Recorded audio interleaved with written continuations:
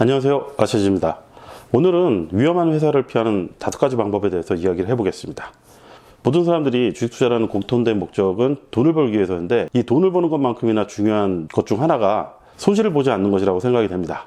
이 손실을 보지 않는 가장 좋은 방법은 투자 대상을 잘 골라서 위험 요소를 최대한 줄이는 부분이 아닐까 하는 생각이 드는데, 최대한 쉽고 간략하게 한번 정리를 해서 익숙해지면 30분에서 1시간 정도 내외로 아주 기초적인 그 위험한 회사를 걸을 수 있는 방법에 대해서 한번 정리해 봤습니다. 어떤 구독자분께서 저한테 메일을 한 통 보내주셨는데, 제가 기업 상담을 따로 하지는 않는데 이분이 본인의 투자 기업 이런 부분들을 적어서 메일로 보내주셨는데 깜짝 놀랐어요. 이름은 들어봤지만 제가 연구를 해보거나 뭐 이렇게 관심이 없었던 종목이었었는데, 네이버 금융에 들어가서 봤을 때 빨개요. 장기순이익 마이너스, 영업이익 마이너스. 그러니까 이익이 안 나고, 그리고 부채 비율 높고, 이게 재무적으로 좀 큰 문제가 있고, 그래서 한번 좀 더 들여다봤더니 아니나 다를까 최대주주 지분도 낮고. 물론 이제 이런 위험한 회사도 누가 물어봤을 때 직접적으로 얘기하기 어려운 부분이 있습니다. 회사가 좋지 않더라도 주가가 움직이는 부분은 여러 가지 요인들이 작용을 하기 때문에, 안 좋은 회사들도 주가가 급등하고 뭐 상한가를 치고 뭐 이럴 수도 있는 부분이기 때문에, 이 회사가 좋다 안 좋다를 이야기할 수 있지만 매수, 매도 이런 부분에 대한 이야기를 하기가 좀 어려운 부분이 있습니다. 이 리스크 관리에 대한 부분에 대해서 좀 간단하고 쉽게 한번 정리를 해봤습니다.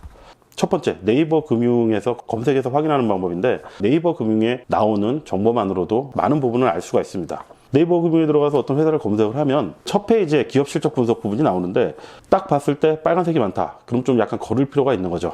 적자 회사, 아니면 뭐 사업 구조가 안 좋아서 앞으로 뭐 좋아지기 힘든 회사. 한 페이지를 보고서 알 수가 있는 부분이 있죠.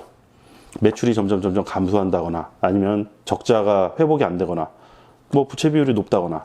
항목으로 나눠서 보면은 매출, 영업이익, 당기순이익은 전년 대비 그리고 분기 대비 이렇게 실적이 나와 있는데, 이 부분이 높아지느냐 아니면 줄어드느냐, 이 부분을 체크해 볼 필요성이 있고, 여기서 또 중요한 부분이 부채 비율이 높으면 위험합니다. 물론 예외적인 상황도 있는데, 불가피하게 효율적으로 운영하기 위해서 부채를 일부러 많이 가지고 가는 형태의 사업들도 있어요. 원자재를 다루는 일이라든가 이런 경우는 그럴 수가 있는데, 보통의 경우는 부채 비율이 뭐 100% 이상 넘어가면은 그 부채 항목에 대해서 세세하게 조사해 볼 필요성이 있습니다.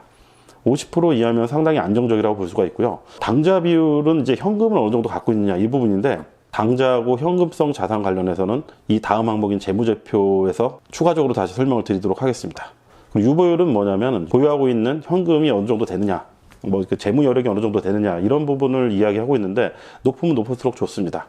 두 번째는 이제 재무제표를 통해서 보는 건데, 다트 전자공시 들어가서 분기보고서나 아니면 사업보고서를 보는 거를 생활화해야 됩니다. 들어가면은 다트에 있는 분기보고서 항목 중에서 재무제표 항목이 있는데, 연결을 일단 우선적으로 보시고, 연결이 아닌 뭐 개별 회사면 개별 재무제표를 보면 되는데, 여기 항목 중에서 저는 이제 유동자산 항목을 가장 먼저 봅니다.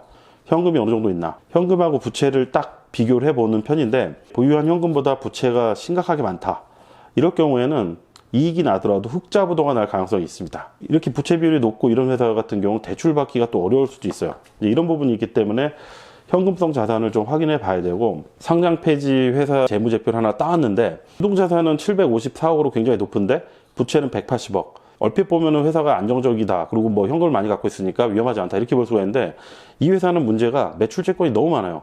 622억. 총 유동자산 754억 중에서 거의 80% 이상이 매출채권인데, 매출채권이 뭐냐면 한마디로 물건을 팔고 받을 돈이라는 얘기인데, 만약에 이 돈을 받을 수가 없으면은 상당한 부실이 될 수가 있는 항목입니다. 이렇게 매출채권이 너무 많거나 문제의 소지가 있는 경우에는 주석 항목에 들어가서 이 매출채권에 대한 항목을 자세하게 볼 필요성이 있습니다. 그리고 이 회사는 지금 재고자산은 별로 문제가 안 되는데, 재고자산이 또 지나치게 많은 경우가 있어요. 특히 사업 형태에 따라 가지고 재고자산이 문제가 되는 경우가 있는데, 예를 들어서 식품이나 아니면 가전제품 같은 경우는 감가상각이라고 하죠. 제품의 가치가 시간이 지나면 급속도로 낮아집니다. 이런 회사 같은 경우는 이 재고자산이 많을 경우에 위험할 수가 있죠. 예를 들면 2년 전에 나온 핸드폰이 처음 나왔을 때는 뭐 100만 원이었으면은 2년이 지나면 아무리 못해도 40에서 50% 이상 그 가격이 떨어지기 마련이죠. 물론 이제 재고 중에서 가격이 오르는 재고자산도 있습니다. 원자재라든가 희소성을 갖고 있는 제품이라든가 이런 경우 있는데, 보통의 경우는 감가상각이 어느 정도 적용이 되기 때문에 재고자산 항목을 잘 볼 필요성이 있고, 지나치게 많다 그러면 한번 자세하게 뜯어볼 필요성이 있습니다. 기본적으로 부채 비율을 통해서도 볼 수 있지만, 총 부채 대비 유동자산이 지나치게 부족하다, 이럴 경우에는 급격하게 위험하게 될 가능성이 있기 때문에 이 부분을 한번 체크할 필요성이 있습니다.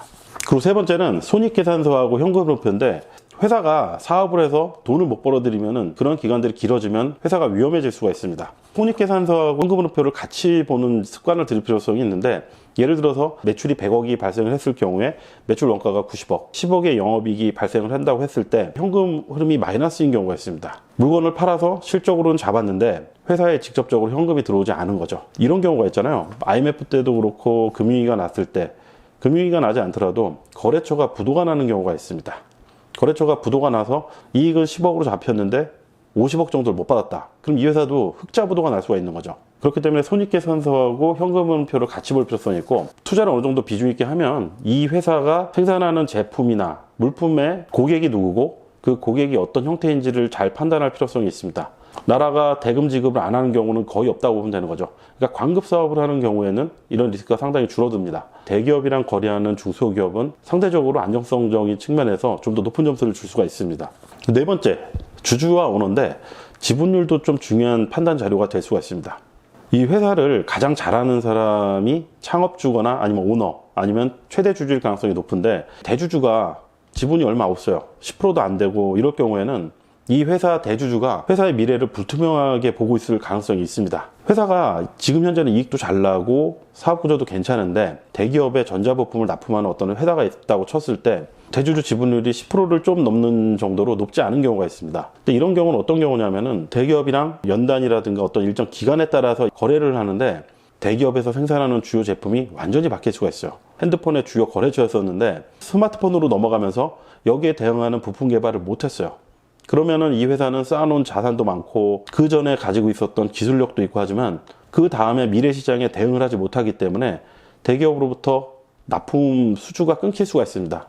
이렇게 되면 회사가 급격하게 안 좋아질 수가 있죠. 그래서 그런 건지 모르겠지만 전자부품 회사의 경우에는 대주주 지분율이 낮은 경우가 많이 있습니다. 이 경우에는 투자에 앞서서 이 회사가 신기술을 개발하고 앞으로 꾸준히 대응할 수 있는 능력을 있는지 이런 것들을 파악할 필요성이 있습니다. 대주주가 경영 능력이 없으면 본인 스스로가 잘 알 수가 있어요. 점점 지분율이 낮아지고 아니면 시비를 발행하거나 삼자 배정 유중을 하면서 점점점 희석이 되고 이런 경우가 발생할 수가 있겠죠. 전체적으로 회사의 대주주가 지분율이 낮고 점점점 낮아진다 하면은 투자자 입장에서는 위험 요소로 판단할 필요성이 있습니다. 다섯 번째인데, 우리나라 증시에서 IFRS가 전격적으로 도입이 되면서 모든 기업들이 연결 재무제표로 분기보고서나 아니면 사업보고서를 이제 발표하게 됐는데, 대기업 계열사 중 작지만 알짜 회사인데 모회사라든가 아니면 관계사가 안 좋아져서 그 회사하고 합병이 된다거나 대출 보증을 해준다거나 알짜 사업부를 분할해서 어려운 회사로 넘긴다거나 이런 일들이 발생할 수가 있습니다. 주주 피해가 발생할 수 있는 일들이 일어난다는 거죠.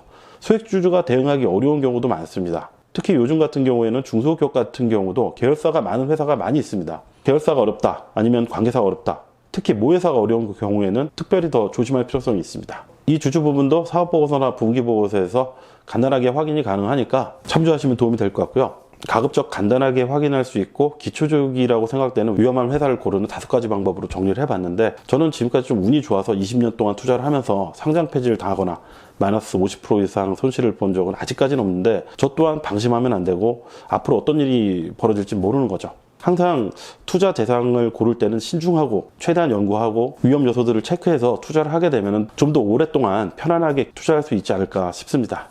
기본적으로 혼자서 알아볼 수 있는 간단한 방법 5가지를 정리해봤는데, 추가적으로 도움이 될 만한 부분이라면 주변에 회계사나 세무사, 투자를 잘하는 사람이 있으면 재무나 이런 것 좀 괜찮냐 물어보는 것도 괜찮은 방법일 것 같습니다.